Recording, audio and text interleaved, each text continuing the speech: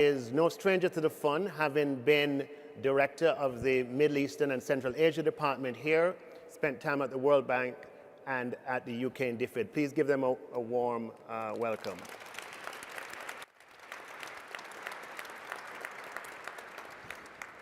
So, reform that leads to sustained economic improvement is often born of adversity. Adversity in the form of sudden shock, or adversity in the form of sustained and prolonged economic imbalances.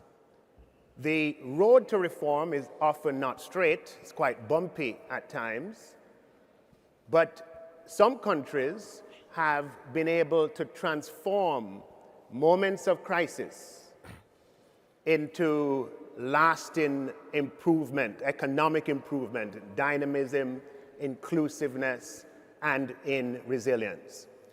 This afternoon, we want to explore some of those experiences with particular focus on the conditions that would have led to this kind of economic revival, on the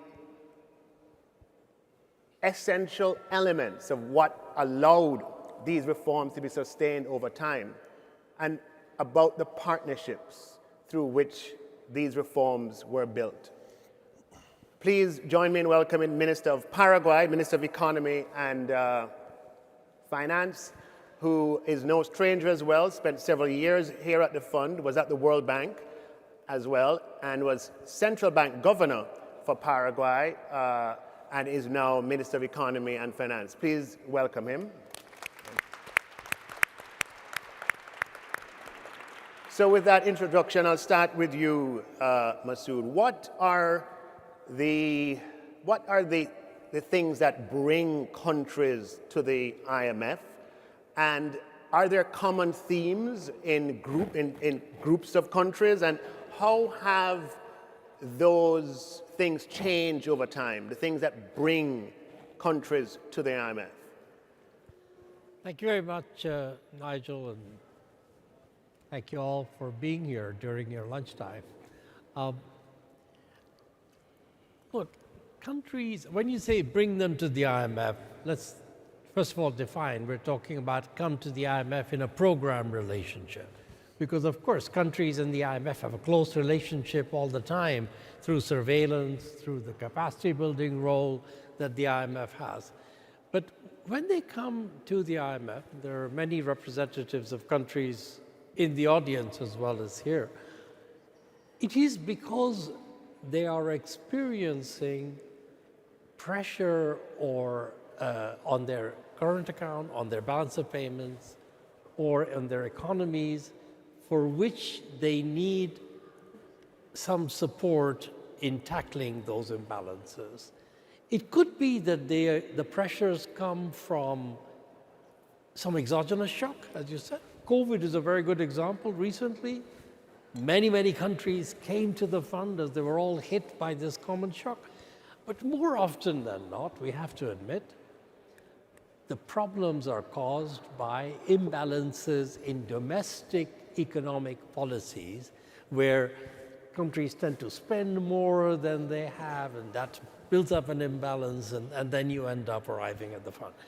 One other thing I would say is that increasingly, countries come to the fund not just when they have a problem, but when they believe that having a program-type relationship with the fund, even without drawing any money for it, would be a good signal of their economic policy, and it's a sort of signaling effect.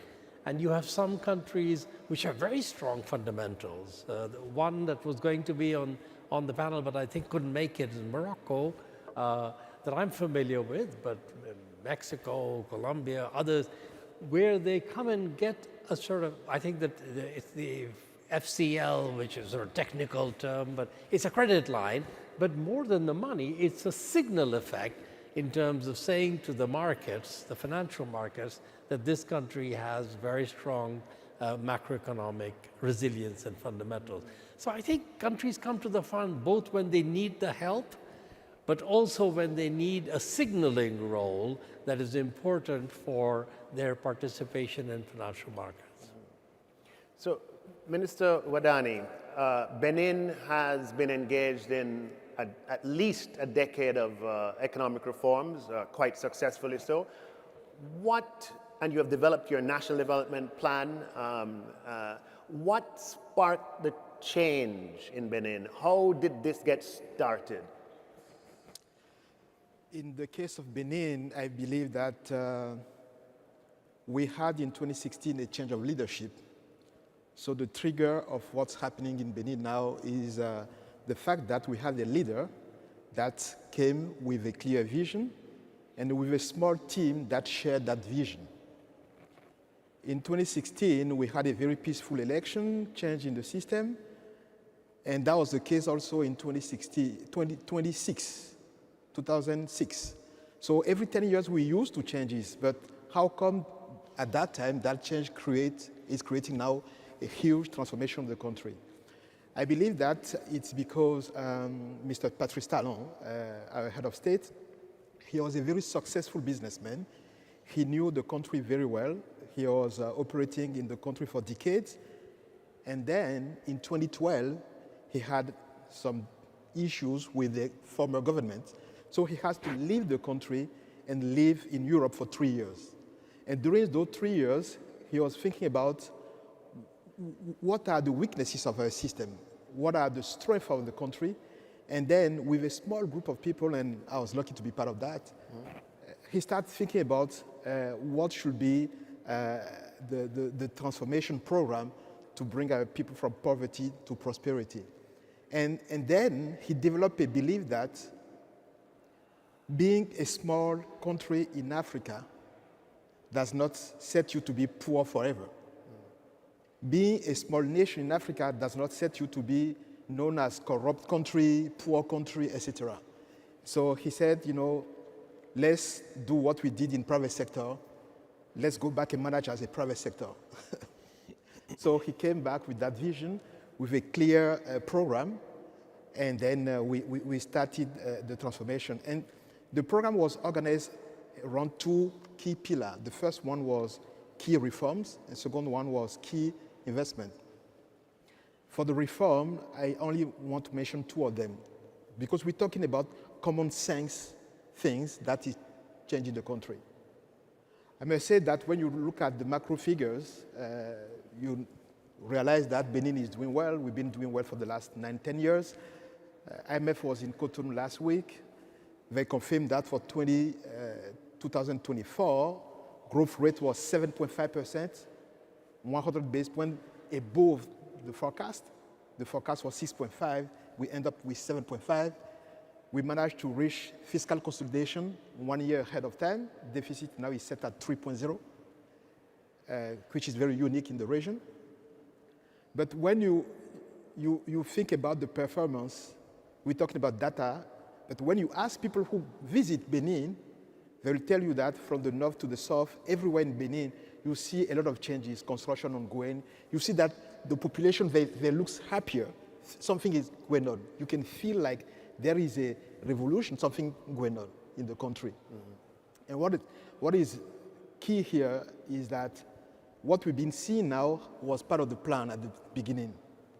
So the first reform we did was we had to start with the governance. At that time, we had in Benin about 250 political parties. So after each election, the government was set with more than 50 ministers, and each minister had large cabinet. So all the public spending were just for ministers, cabinet, etc. So when you look at our budget at that time, around 80% of domestic revenue were dedicated to general spending. Mm. So the first thing we did when I came in 2016 as Minister of Finance is basic common sense. More than 51% of domestic revenue should be dedicated to investment, period. So the government size was reduced from 50 ministers to 20. Ministers' cabinet from 25 to 5, advisor, etc., etc. So the fact that now we only have 10 political parties when you have a law, you have a reform, you only need to discuss with 10 political parties instead of 250 political parties. So that reform allows to have, environment where you can discuss with people who are dedicated to improving the day-to-day life of people. So it starts with a vision, it starts with the belief that with hard work and the appropriate governance, you can change. So our situation is unique because we didn't have any civil war, any shocks. We have a peaceful political transition, but at that time we have a man, a president, with that strong vision. But you could say that you didn't have a shock, but you had imbalances over a long period of time. That was your adversity. Absolutely. Yes. We can see that poverty rate was increasing, Right. and deficits were going, above. Let me bring in Minister Fernandez. You pursued central bank independence as far back as, I think, either 2011 or 2013, and fiscal council in the other of those 2 years. Yeah. What would have led you to make those changes? What were the conditions that inspired those reforms? Perfect. Thank you, Nigel, for the invitation, and especially thank you for wearing those socks. The blue and red are the colors of my favorite soccer team at home. So I feel very, very happy that you're wearing those socks. Yeah, I wore them just for you. Yeah, exactly. So let me give you a brief introduction of Paraguay, because many of you maybe don't know. Probably when you know that it's a country in Latin America, maybe you think about, hyperinflation, high level of poverty, and so on. And Paraguay, yes, in the past had some important macroeconomic imbalances, but it was not that bad. We didn't have to take any zero from our national currency, etc., but we did have some problems in the past. We started to change that back in 2002. That was the first standby agreement that we signed. I was chief economist at the central bank at the time. So we signed a standby agreement with the IMF. We believed that that was important for our future back then, because we really see the economy as a table with 4 legs, basically. The leg of fiscal, the leg of monetary, the leg of financial, or the leg of financial and exchange rate. So you can think about that table and then the economy being built above that table, on top of that table. And you can imagine what happened to the table on whatever is built up on that if you have one of the legs that is not working clearly well. So for us, it was important to really do the phase 1 of our economic plan, and we signed the standby agreement. You cannot do anything without macroeconomic stability, sound macroeconomic policy. You can look at any experience in the country, and it's very difficult. Maybe you can be a chicken fly, you can fly for like a short distance when you're doing crazy stuff, but those who are flying like an eagle are those who have as a precondition macroeconomic stability. Precondition that is necessary but is not sufficient. I'm going to talk about phase 2 later on. So we signed the standby agreement, and 22 years after, we are investment grade. So it's a long journey. I always say that economic success, development success is a long journey. It's a marathon. It's a 42-kilometer marathon. I think that deserves a round of applause. Paraguay's investment grade, having experienced severe dislocations in the recent past. So you have to be patient on that. There is no secret, there is not shortcuts. Usually when you try a shortcut, your shortcut is going to an abyss where you're going to fall if you're trying to do the shortcut. Now, some interesting, some key notes on this phase 1 of economic development, that is sound macroeconomic policy, that I want to highlight. First, you need complementary macroeconomic policy. I always give as an example of a success from Paraguay that you have 2 choices. When I was governor of the central bank, I used to say this. The Minister of Finance could be your best friend or your worst enemy, really, as a central bank governor. And you know what could happen. And I always continue by saying that I'm glad that when I was governor of the central bank, I had many beers with the Minister of Finance. So now that I'm Minister of Finance, I have many beers also with the central bank governor. But it's important, this coordination between fiscal and monetary policy. It's impossible to do only one thing isolated from the other. And the second thing, yes, macroeconomic is important, is necessary, is not sufficient. And importantly, maybe we reach the milestone of being investment grade, but that is not the end of the marathon. It's the end of the marathon, the first 42 kilometers. You need to do more. You need to guarantee more for the future. And for the future, you need to do the reforms. So always you need to think about what else I can do for the future. And complementing my speech, when I overseen the name of the seminar, Partnership for Success, yes, this is three partners working together, multilaterals, like supporting with money and technical advice. It's not only money, technical advice is important. The government, and important for phase 2, private sector. Because once you stabilize, once you need to build a house on top of the table, it's not the government deal anymore. Then you have to have private sector involvement because they are the one investing, they are the one promoting economic growth, and they are the one who are going to create the employment we need for the future for our people. So I'm gonna stop here, and we can continue later. And yes, think about these two phases. Paraguay was not lucky enough, but was responsible enough to develop all these two phases. Thank you, Carlos. Incredible story. Turning to you, Minister Pierakakis. Today is a significant day, April 23rd. It was 15 years ago, exactly on this day, that Greece finalized its program with the IMF. 15 years later, Greece is investment grade.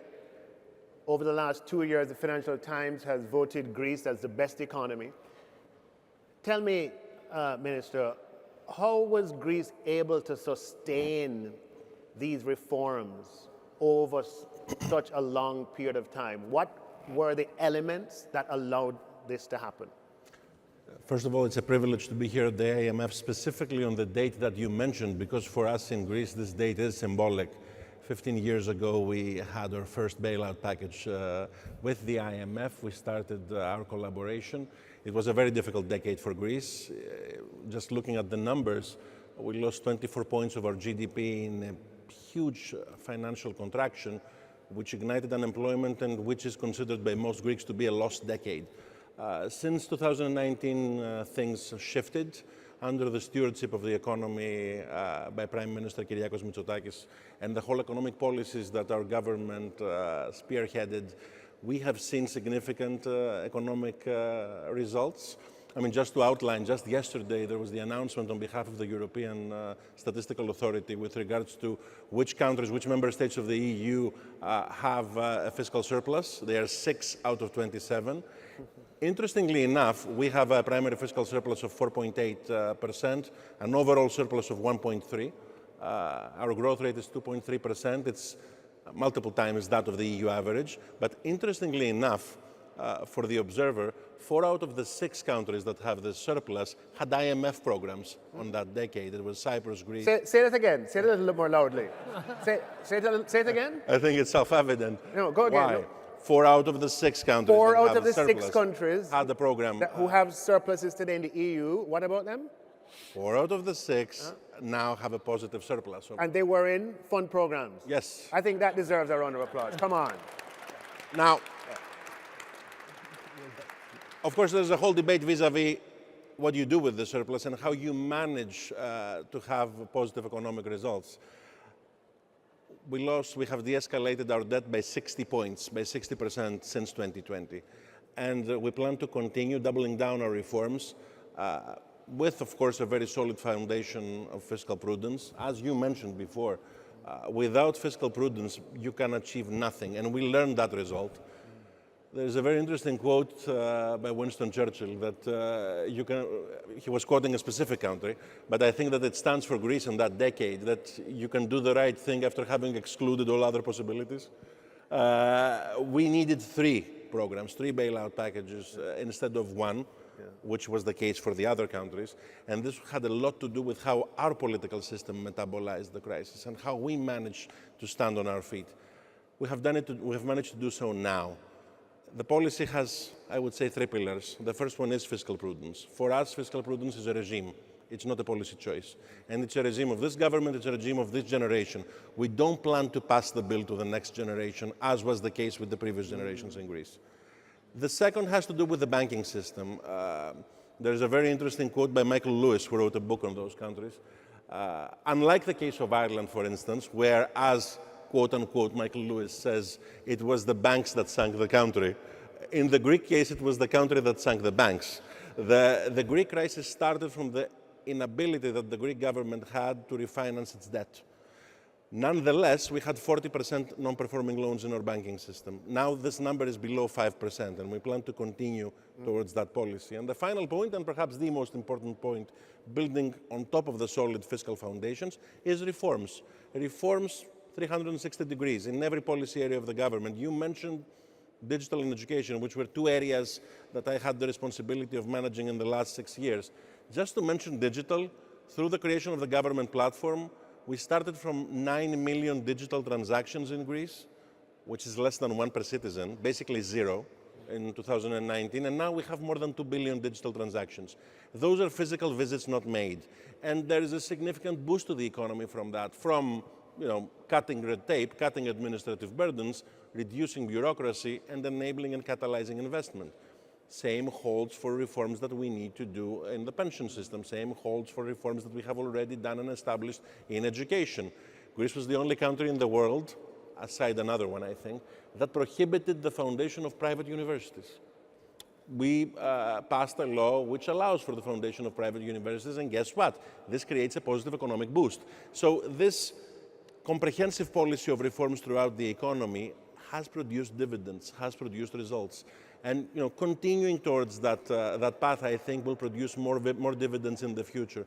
Having metabolized the lessons of a very difficult crisis, having ingrained those lessons overall in the population, I think is a very significant mindset changer. And it's very important to leverage that overall as a government and as a country. Yeah. And this is the core success. The success is a change in mindset. Very impressive. Can I ask a question? How important do you think it was to have those dividends come along the way, meaning for it to be demonstrably the case that this works? Well, I think, Faulkner has this quote, show, don't tell. It holds for authors, it holds for politicians. Yes. Show, don't tell.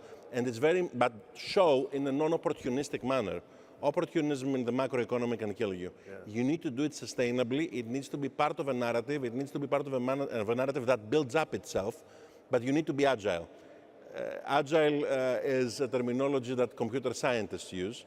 It's the difference between agile and waterfall. Don't wait for the overall perfect policy edifice to manifest itself 6 or 7 years later. Build it up, floor per floor, room per room. This is what we have managed to do and sustain, leveraging the positive macroeconomic results, but using them through interesting reforms to unleash economic potential. And if I am to use another analogy from IT, if you looked at Greece from a helicopter view in the past, one could claim that Greece always had the hardware but lacked the software. What is the software? It's the proper institutional landscape. It's having the proper rules, the proper policies, the proper mindset to unleash the growth potential in the obvious areas, tourism, real estate, foreign direct investment in certain areas, but also in the non-obvious areas, in the areas where we have significant human talent that we can unleash the potential of. And this is what we have managed to showcase under the leadership of Kyriakos Mitsotakis in the last 6 years. Show, don't tell. Masoud, let me ask you. It's often said that for fund programs to succeed, you need a healthy combination of domestic ownership by the government, and you also need popular support. You need societal acceptance of the reforms. How can the IMF better design programs that achieve these two prerequisites?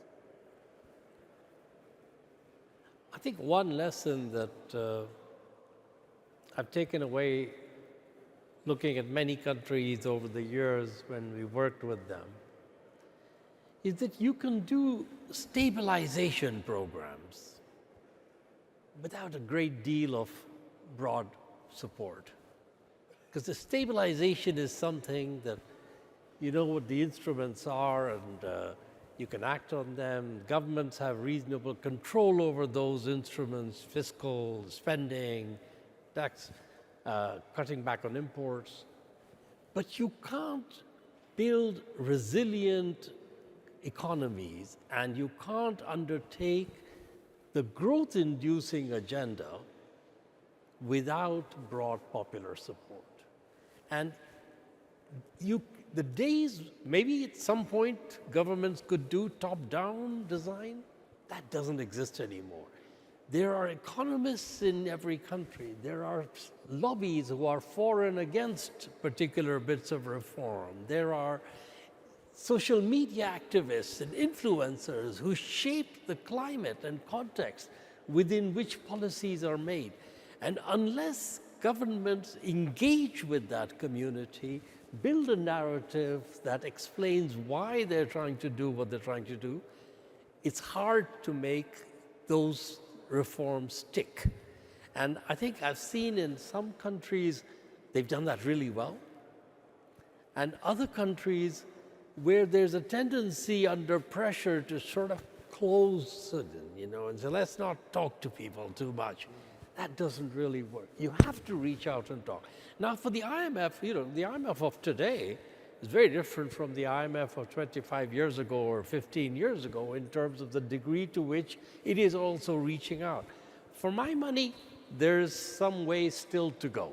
I think IMF teams working in countries can more systematically engage with the community of people who have things to say, contributions to make on the design of reform agendas, and do so in a way where it's not, I'm selling my reform program, but I'm engaging to try and work out what is the best way to achieve a set of objectives together. So I would say a lot of progress in doing that, but the world is changing rapidly and we need to keep catching up. Last thing I'll just say is that sometimes, and maybe Greece is an example of that, the nature of the shock that hits a country, 30% lost in GDP, you said, Minister, is such that it acts as a galvanizer of public opinion to say, we can't let this happen again. There is a belief that East Asian countries that went through that at the turn of the century, they said, we can't let this happen again. India in 1991, when they were sending gold that from households were donating their gold bangles to try and use that as security for their reserves for a loan. Can't let that happen again. But you can't rely on that kind of shock as the only way to build public consensus. It has to be a conscious effort which recognizes that the nature of policy making today is a much more inclusive, broad-based process than used to be the case maybe many, many years ago. Thank you, Masood. Turning to you, Mr. Minister Wadani of Benin, because you didn't have a Greece-like shock in 2010 or an India-like shock in 91, or but yet still, you have had successive programs with the fund, at least 3 or 4, over the past decade and plus. How has the Benin government been able to maintain support for this direction, for the reforms in these programs, and for the engagement with the fund? Is show, not tell a part of it? And what else would have been a part of that? I would say that show not tell, is basically part of our philosophy in Benin. When you look at the structure of a government, we actually closed down the minister in charge of communication. So in most of Francophone countries, you have a minister in charge of communication.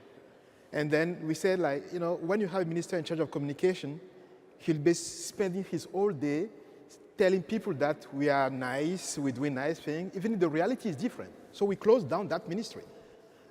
And we say, we need to show, not to tell. So I was happy when I heard that. No, come on. Okay, so. Come on. And that's exactly why we engaged with IMF. We said, okay, here we are with a very ambitious reform program.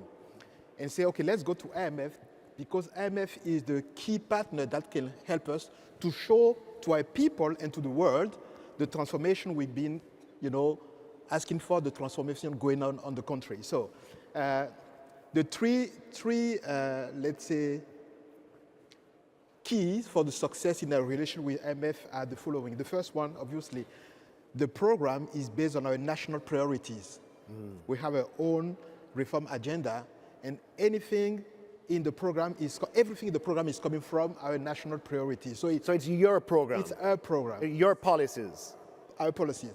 I can tell you, I was appointed in April 2016, and then my first trip was to here, and I asked for a program, and what I got at that time was a continuation of a former program, and I said no.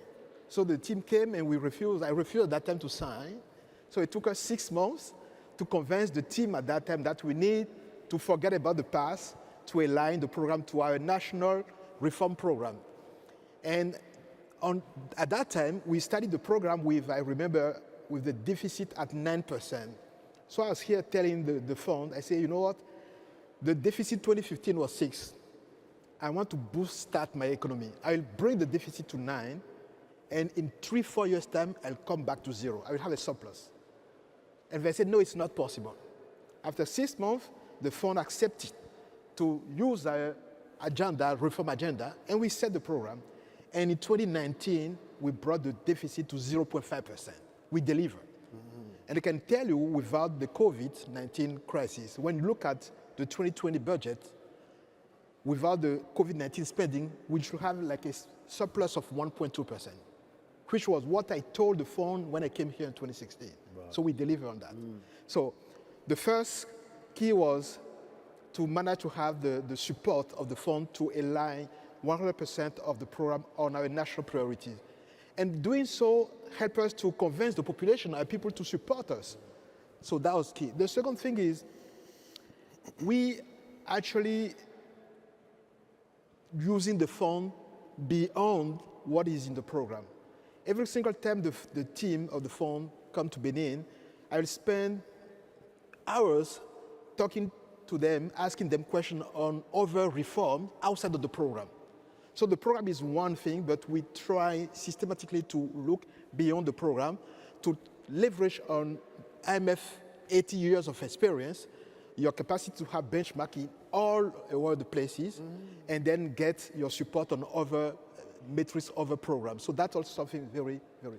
So the program is a baseline. It's You're baseline, going above and beyond. I can say we spend 25% of the time talking about other additional program, additional things. Excellent. And then the third one is, you know, strong ownership. Yeah. We have a dedicated team. I can tell you, we don't wait for the fund to come to make sure that everything is on, you know, on target. So it's ongoing review, self-review. And then when the fund comes, I can see some of the team here. They can tell you we are always well prepared because we have very strong ownership on the program. So those are 3 key pillars of the success, I think. Minister Fernandez, clearly no country is an island, I'm using that on its own. Countries depend on partnerships. Partnership with the IMF, partnership with other MDBs. Can you share with us the role of partnership with the fund in financing, in capacity, in technical, in whatever areas? How important has partnership been in your success? Perfect. But let me first mention that after listening the stories of these 3 countries, Actually, Javier Milei didn't actually invent the motosierra. He was borrowing from this guy who made a very good stabilization program in their country. So it's incredible what they have done over the years and to get the economic success that you're having at this moment. To that, let me mention before going to the role, because you're asking me, okay, what is the role of multilaterals? I'm gonna mention just a little bit two things. First, what is key for success? Yes, support from the multilateral is key for success, but I believe is as important as that, or more important than that, is country ownership. It's not the IMF, the World Bank, the IDB, the African Development Bank who will solve the problem of a given country. It's the people in their country that are going to solve the problem of that country. If society is not convinced, there is no way that somebody else can help you. So let me mention the following. When I started as a central bank governor, right after 15 days or a month, we launched a book celebrating the 70th anniversary of our national currency, that last year celebrated 80. At the time, the name of the book was the Guarani, that is the national name of the national currency, 70 years of stability. And the sentence below was important, a conquest of society. If society is not convinced that macroeconomic stability is important, there is no way that you can have all the support from multilateral. It's going to be a failure. You need to be convinced on that. Going to the program with the fund. We have signed a standby agreement with them. Through the level of international reserve were very low at the time in 2002. However, we didn't withdraw any money from the IMF. That was probably one of the few standby agreements where the country didn't withdraw any money. So this is a signal that the support from the IMF goes beyond just the money, as I mentioned before. Building capacity is crucial. Building capacity is crucial. In that sense, given that here at the IMF, there are so many people working with so many countries, for sure some of them have seen a problem that is very similar to the one that your country is having. I mean, maybe I have problem with the National Development Bank. That is an example from Paraguay, and we need to close. Maybe the IMF can, no, wait, let's see what Mozambique or maybe Kazakhstan did before, and you're learning a lot from that, and you're taking better policy decisions. And the same happened with the other multilaterals. Now, I want to go back to phase two. Remember, phase one, macroeconomic stability. Phase two, the way forward, the pathway to development, where private sector is going to be crucial. And again, maybe not the IMF, even though I believe there is still room for the IMF to participate, but for other multilateral institutions, there is a graduation level at which maybe you don't need that money for sovereigns, but you need a lot of advice, financial support, etc., for the private sector. And then the multilaterals are going to be the one leading the effort of the private sector to access to international market. First, by borrowing, for example, from IDB Invest, from the IFC, etc., and then later going to the international market to issue a bond and get the money. Basically, the same process as the sovereign did before. At one point in time, the private sector have to do the same process.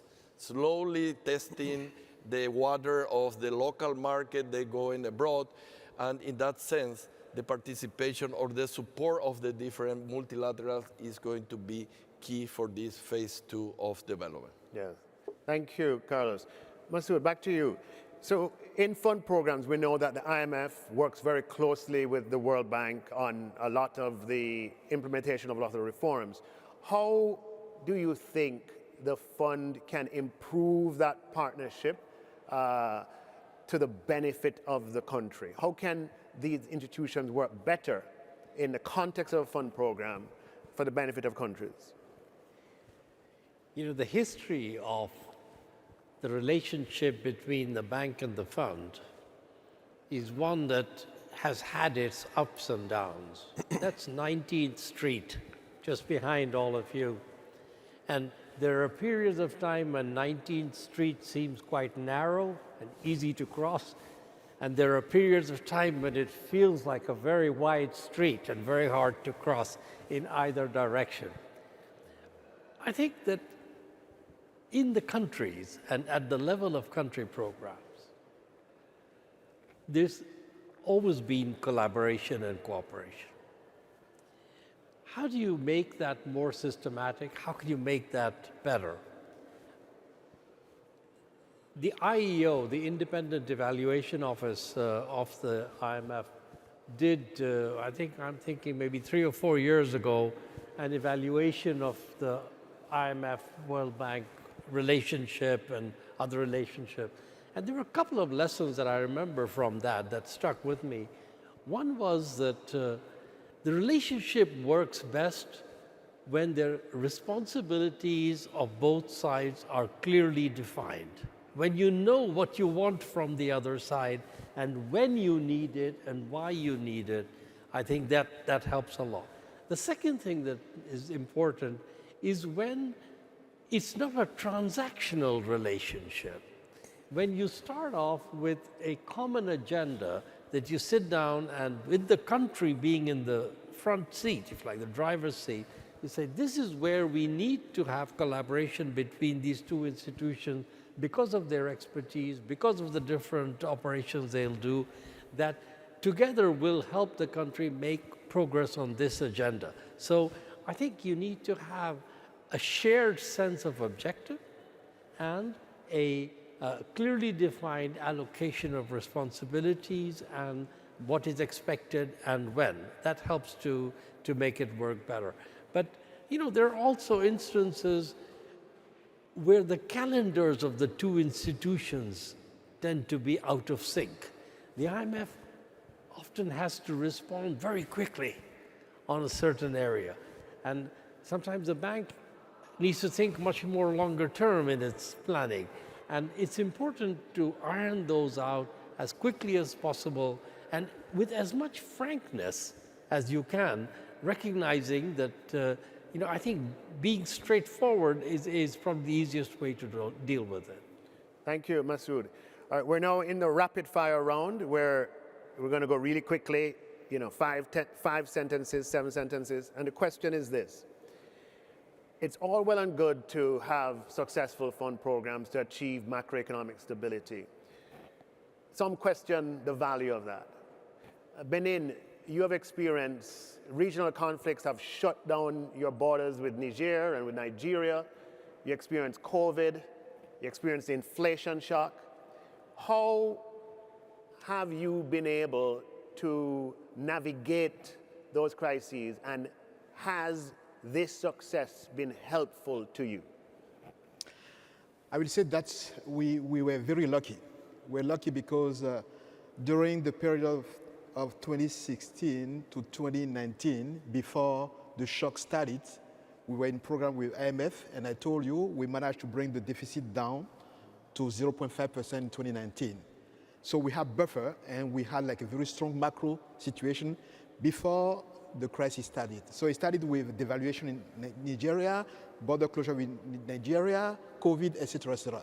So I would say that we were lucky that we took the right decision day one. When we came in 2016, we engaged with the fund. We have a very robust program with the fund, and that program helped us to build up our credibility with the market, international financial market, and to have a strong baseline. So we were prepared, I would say.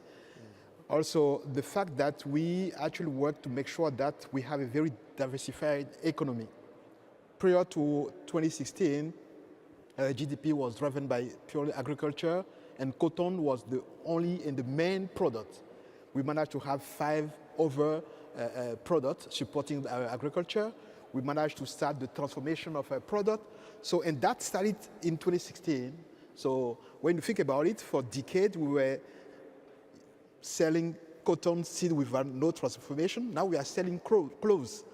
So the fact that we studied the reform to create local industries and to get our private sector ready to support the creation of growth make us, to be in a position where the shocks. Right. So resilience. You built resilience through this program success. Minister Hernandez, tell us how exchange rate flexibility that you successfully implemented a decade ago, tell us how useful or not that has been for the climate change crises that you have experienced, the COVID economic shock, the inflation crisis, etc.